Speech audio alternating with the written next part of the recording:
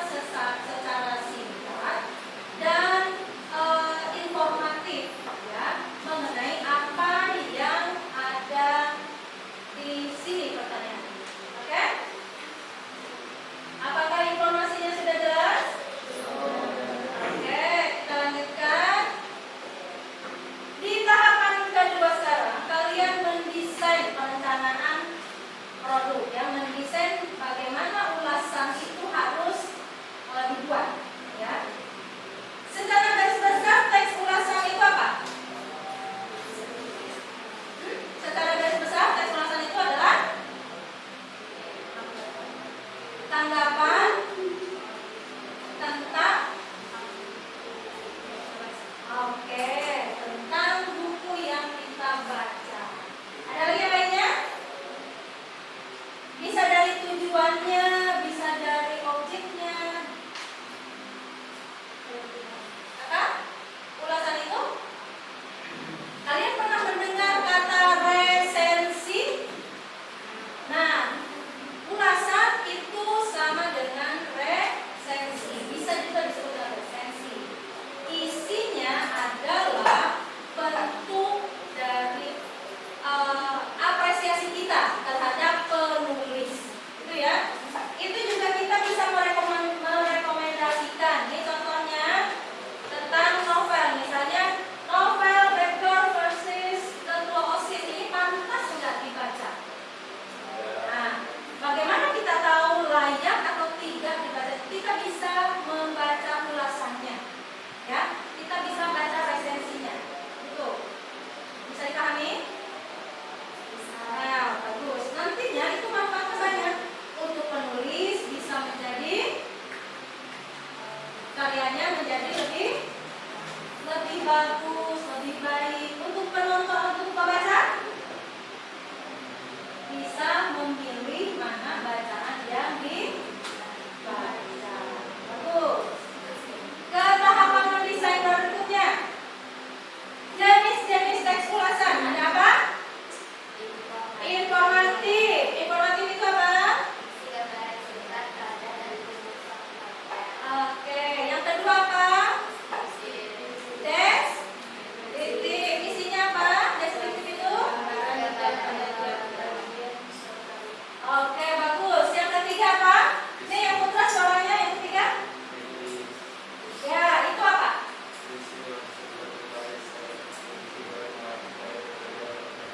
Iya, biar terperinci semua dia ulas. Oke ya.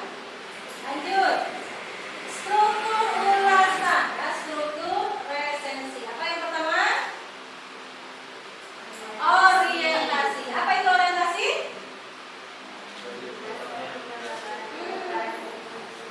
Ya, betul. Dia adalah gambaran umum. Yang pertama orang baca itu di orientasi. Yang kedua apa? Tafsiran itu apa? Oke, ya betul. Yang ketiga apa? Evaluasi. Disinilah evaluasi. Penulis resensi menjelaskan kelebihan dan kekurangan. Ya. Di yang terakhir apa? Rangkuman. Isinya apa? Di sini juga pendapat penulis. Apakah buku ini layak dibaca atau tidak? Oke, lanjut.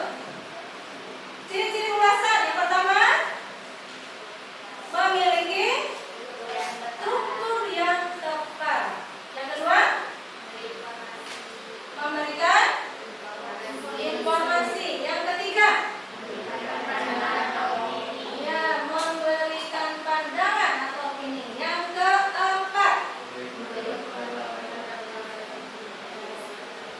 memberikan gambaran secara kasar. Ya, apakah buku ini layak atau tidak dibaca?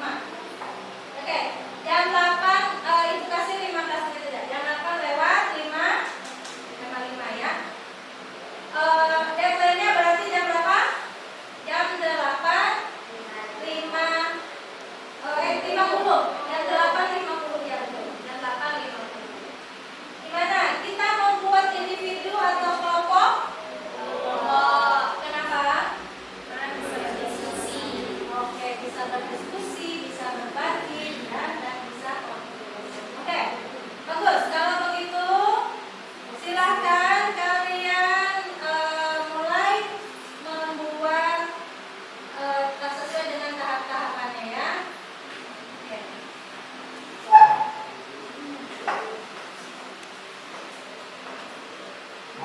Baik.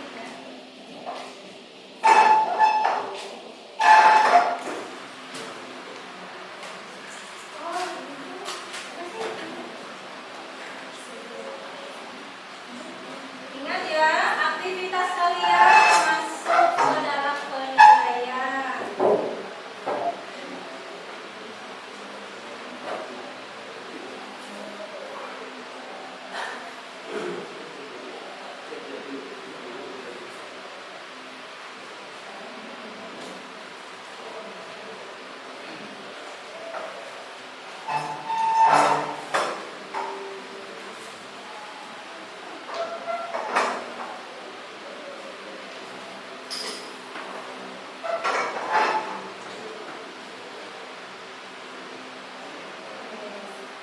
Sudah sampai mana diskusinya?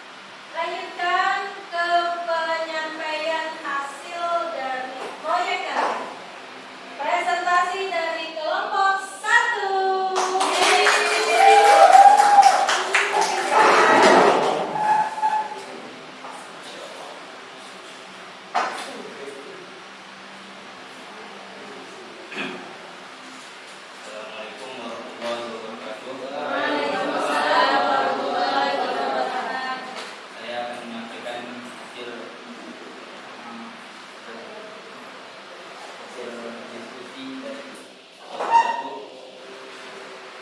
tentang identitas sinopsis novel Laskar Pelangi. Yang pertama, penulisnya Andrea Hirata, penerbitnya Bintang Kakak, tahun pertama terbit 2005, jumlah halaman 34 ditambah 529 halaman. Novel berjudul Laskar Pelangi ini adalah novel pertama dari rangkaian tetralogi milik Andrea Hirata. Secara garis besar, novel ini bercerita kehidupan kanak-kanak beberapa bocah di Belitung. Andrea Hirata memulainya dengan kisah miris dunia pendidikan di Indonesia, di mana sebuah sekolah yang kekurangan murid hendak ditutup. Sekolah tersebut adalah SD Muhammadiyah di Gantung, Belitung Timur. Namun karena murid yang terdaftar genap 10, sekolah dengan dominan seadanya tersebut tetap diizinkan beraktivitas seperti biasanya. 10 murid tersebut adalah para Laskar Pelangi. Nama yang diberikan guru mereka bernama Umus, oleh karena kegemaran mereka terhadap pelangi. Tokoh dalam novel ini adalah Ikal, Lintang, Tahara, Mahar, Akyong, Dandan, Ucai, Bore, Rabani, dan Harun. Mereka adalah sahabat yang kisahnya mempersoalkan dunia lewat tangan bening sang pelukis. Buku Laskar Pelangi bercerita keseharian mereka di sekolah dan di lingkungan sosial. Perjalanan mereka dipenuhi kejadian yang tak terduga. Secara perlahan mereka menemukan keunggulan dalam diri dan persahabatan. Ini mungkin yang menjadi fokus Andrea Hirata, yaitu piawai mengisi komedi dalam kisah ini. Sinopsisnya, cerita ini terjadi di Desa Gantung, Kabupaten Gantung, Belitung Timur. Dimulai ketika sekolah Muhammadiyah terancam akan dibubarkan oleh Depdikbud Sumsel jikalau tidak mencapai siswa baru jumlah 2 anak. Ketika itu baru 6 anak yang menghadiri acara pembukaan. Akan tetapi tepat ketika Pak Harpan sedang kepala sekolah hendak berpidato menuju sekolah, Harun dan ibunya datang untuk mendaftarkan diri di sekolah itu. Mulai dari sanalah dimulai cerita mereka. Mulai dari penempatan tempat itu, pertemuan mereka dengan Pak Harpan, perkenalan mereka yang luar biasa, di mana Akyong yang malah kena tumir ketika ditanyakan namanya oleh guru mereka. Kejadian bodoh yang dilakukan oleh Bore, pemilihan ketua kelas yang diprotes keras oleh Ucai. Kejadian ditemukannya bakat luar biasa mahal. Pengalaman di tingkat pertama Ikal sampai pertaruhan nyawa Lintang yang mengayuh sepeda 80 km pulang pergi dari rumahnya ke sekolah. Mereka Laskar Pelangi, nama yang diberikan guru terima akan kesenangan mereka terhadap pelangi. Sempat mengharumkan nama sekolah dengan berbagai cara, misalnya pembalasan dendam Mahar yang selalu dibutuhkan kawan-kawannya karena kesenangannya pada Oktober yang membuahkan kemenangan manis pada Karnaval 17 Agustus dan kedudukan luar biasa bintang yang menantang dan mengalahkan Dr. Zulfikar, guru sekolah kaya PN yang berjaga. Tokoh-tokoh yang muncul dalam Laskar Pelangi.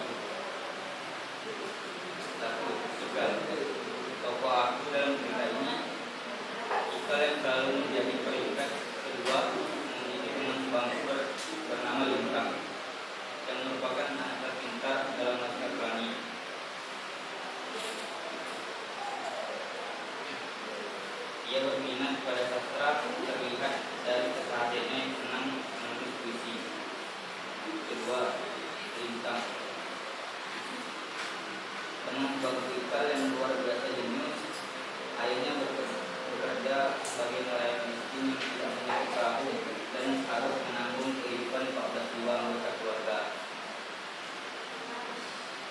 Ia selalu aktif dalam kelas dan memiliki cita-cita sebagai ahli matematika. Sekalipun ia luar biasa pintar. Juga Sahara, satu-satunya gadis dalam anggota Laskar Pelangi. Sarah adalah gadis keras kepala, berpendirian kuat, yang sangat patuh kepada agama. Ia adalah gadis yang ramah dan pandai. Ia baik kepada siapa saja kecuali yang semenjak mereka masuk sekolah sudah ia basahi dengan air dalam termos.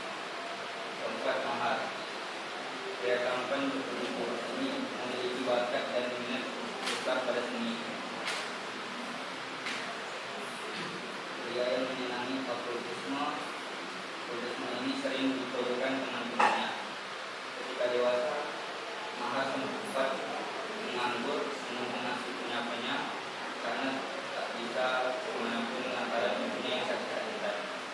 Akan tetapi nasib baik menyapanya dan dia ingin untuk membuat dokumentasi permainan anak tradisional setelah membaca artikel yang dia tulis di sebuah majalah, dan akhirnya ia berhasil menunjukkan sebuah novel tentang persahabatan.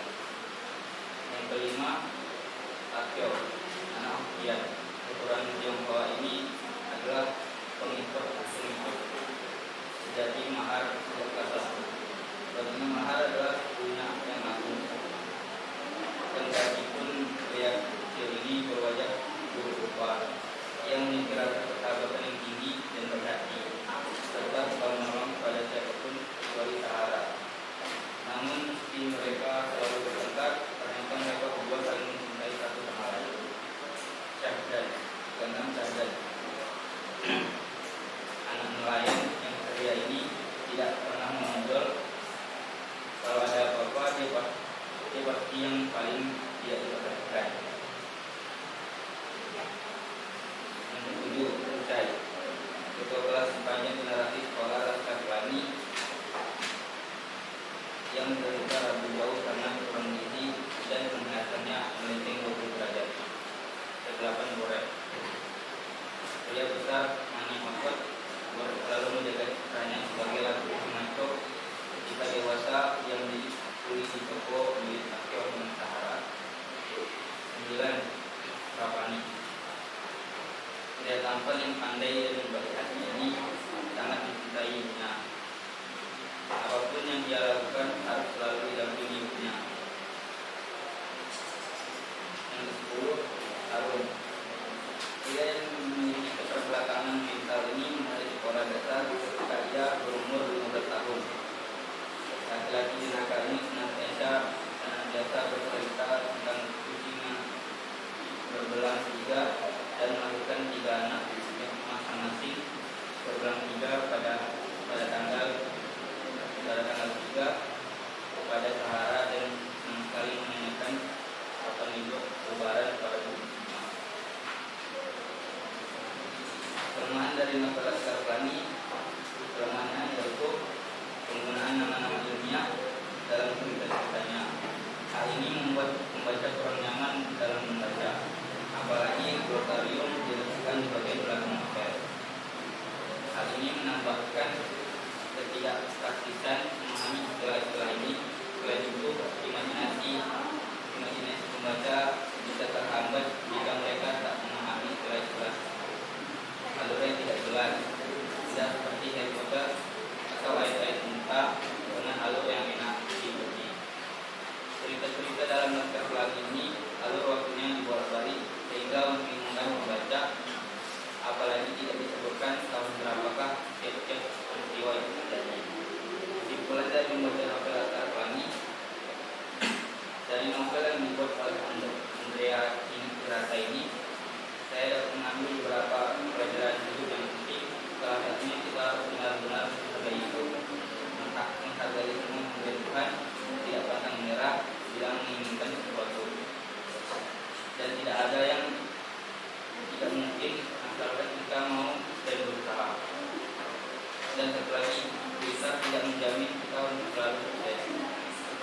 berkaca pada tokoh bintang yang Jupiter, namun di akhir cerita dia menjadi seorang pejuang.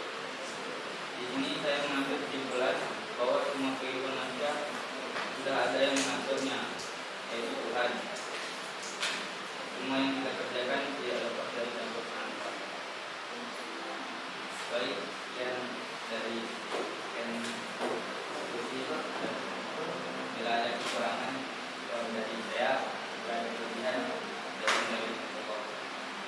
Assalamualaikum warahmatullahi wabarakatuh. Waalaikumsalam warahmatullahi wabarakatuh.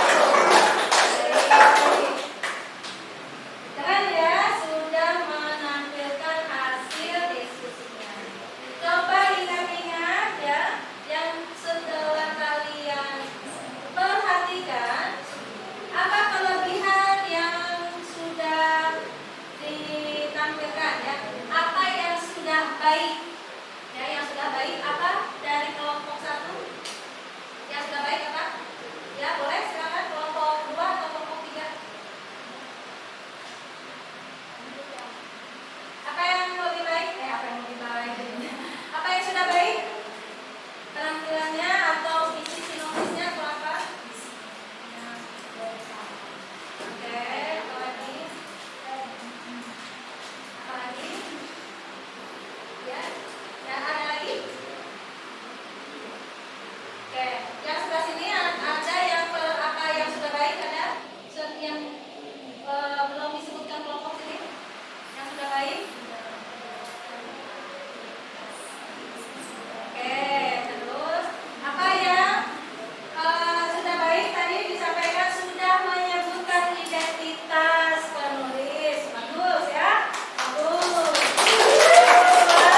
Apa lagi? Sudah menyebutkan iya tokohnya. Apa lagi? Sudah menyampaikan kesimpulan ya, sinopsisnya ya. Oke ya, tepuk tangan. Ya, yang sudah baik. Sekarang apa yang perlu diperbaiki dari penampilan kelompok 1? Sinopsisnya kurang lengkap. Oke. Kenapa? Kalau sinopsisnya disampaikan udah lengkap, kira-kira kenapa?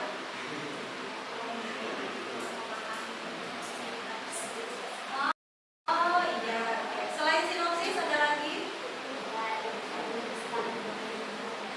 Oh iya. Tadi belum ada ya? Kelompok 1, bagaimana kelompok 1? Menurut kelompok 3, kelompok 1 belum lengkap katanya sinopsisnya. Apakah benar? Oh ya, kira-kira kenapa? Waktu yang kurang atau bagaimana? Atau seperti apa? Ada kendala? Oke, oh ya. Berarti hanya sebatas teman-teman. Yang perlu diperbaiki yang kedua apa? Belum ada kelebihan. Oh iya, tadi belum ada kelebihan katanya. Ya berarti hanya melihat kekurangannya. Oke. Oke, ya baik. Oke, ada lagi yang perlu diperbaiki? Lagi? Oke, sekarang kita diperbaiki lagi ya hasil ulasannya kelompok 1 ditambahi ya berdasarkan umpan balik dari kelompok tengahnya. Ditambahin lagi ya, diperbaiki sebelum dikumpulkan ya. Oke, yang kelompok berikutnya yang mau tampil kelompok mana dulu? Oh iya, silakan kelompok 3. Kita lihat ya apakah sudah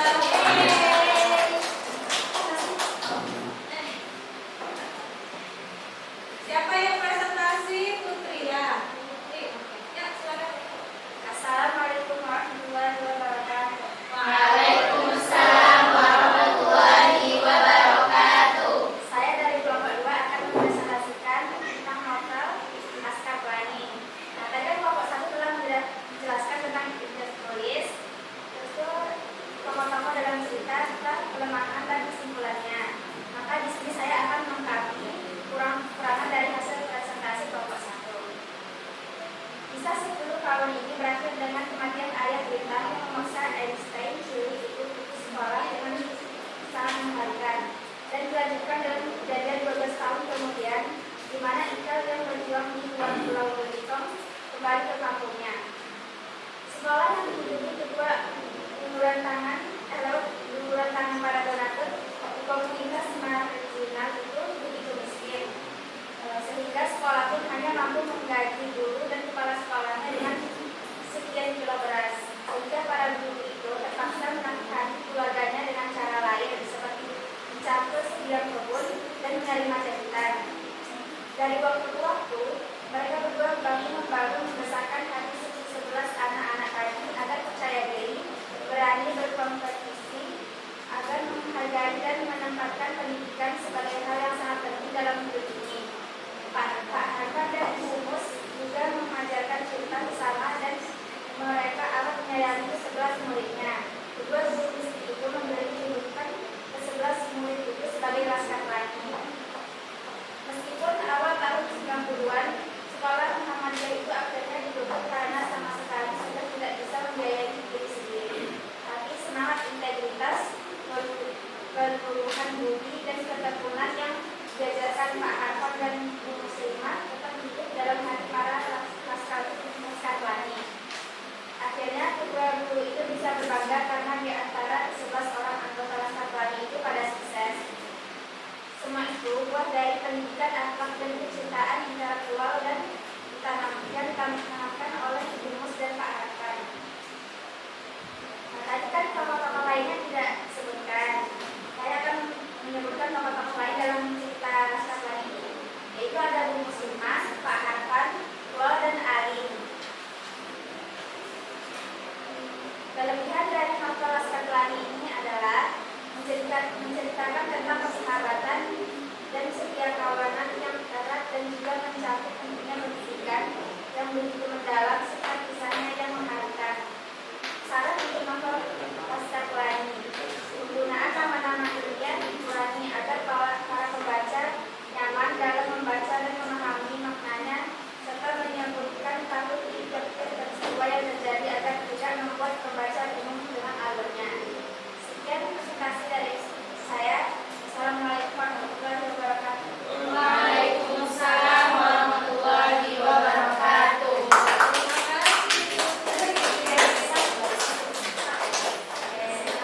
Ya, silakan dibuka lagi catatannya. Apa yang sudah baik dari penampilan teman kita tadi, Putri? Apa yang sudah baik? Apa yang sudah baik? Apa yang sudah baik dari penampilan tadi? Oke, cara menyampaikannya seperti apa? Lancar, jelas. Oke, apa lagi? Intonasinya. Oke, yang lain? Apakah kekurangannya tadi sudah dilengkapi? Apa saja yang sudah dilengkapinya? Sinopsisnya. Apa lagi? Oke, apa lagi? Kelebihannya. Baik, ya, tepuk tangan buat kelompok. Ya, kelompok 2 ya. Kelompok 2 belum tampil. Hasilnya nanti boleh diserahkan dan ditempel untuk mading ya. Gak apa-apa ya, hasil karyanya ditempel di mana. Oke, baik. Ya. Sekarang kita buat kesimpulan dulu dari pelajaran kita hari ini. Apa yang sudah kita pelajari hari ini? Silakan. Apa yang sudah kita pelajari hari ini? Cara membuat ulasan. Ya, betul. Jadi bagaimana cara membuat ulasan itu? Apa saja oleh apanya strukturnya?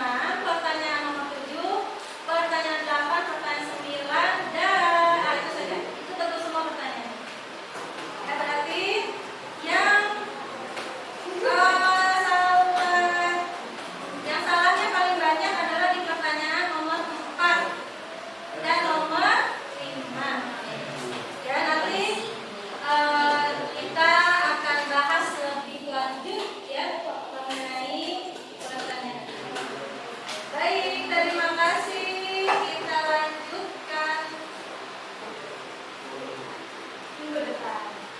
Iya.